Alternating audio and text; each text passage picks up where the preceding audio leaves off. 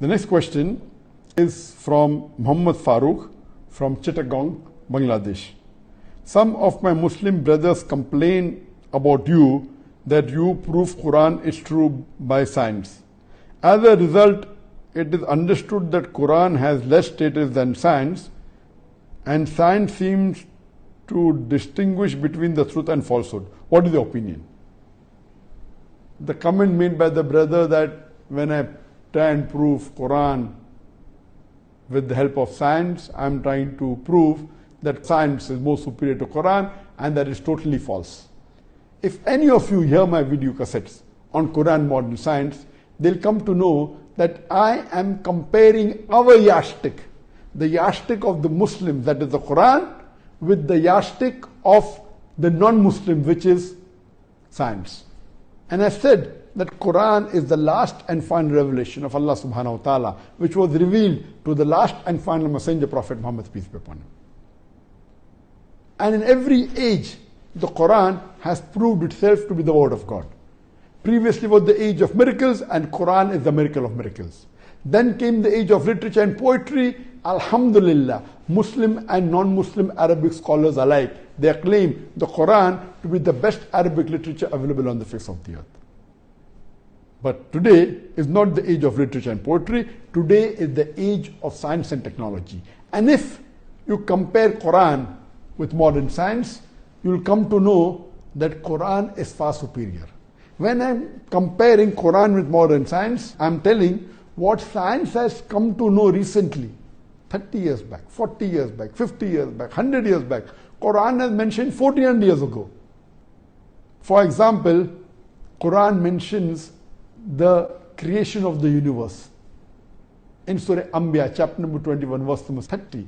Avalam yaral lazina kafaru. Do not the unbelievers see anna samawati wal arda kanat ratkan fafataknahuma, that the heavens and the earth were joined together and we clove them asunder.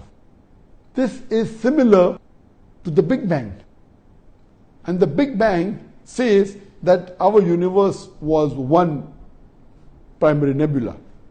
There was the secondary separation of Big Bang, which gave rise to galaxies, the sun, the stars, including our planet Earth, and that's how the universe came into existence.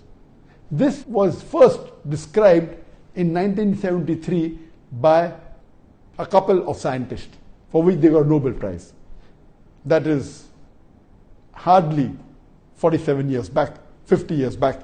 Imagine Quran mentioned 1400 years ago the creation of the universe. The Big Bang, what we came to know 50 years back, the Quran mentioned 1400 years ago.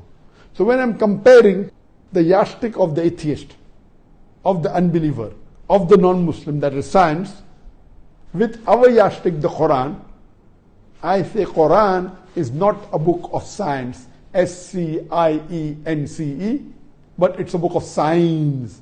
It's a book of ayats. And there are more than 6,000 ayats, more than 6,000 signs in the glorious Quran, out of which more than 1,000 speak about science. And when we compare, we come to know that our yardstick, the glorious Quran, is far superior. So when I'm comparing science with the glorious Quran, nowhere do I say that science is superior. All what is mentioned in the Quran 14 years back, science has come to know recently. So what I'm trying to prove, that our glorious Quran, the last and final revelation of Allah subhanahu wa ta'ala, which was revealed to the last and final messenger, Prophet Muhammad, peace be upon him, is the ultimate book. It is far superior than modern science.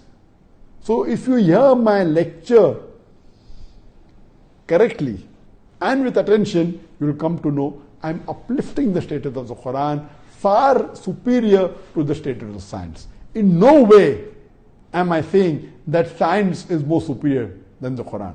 I'm using their yardstick, science, with our yardstick, the Quran, and Quran, alhamdulillah, excels and proves it is superior to science. Hope that answers the question.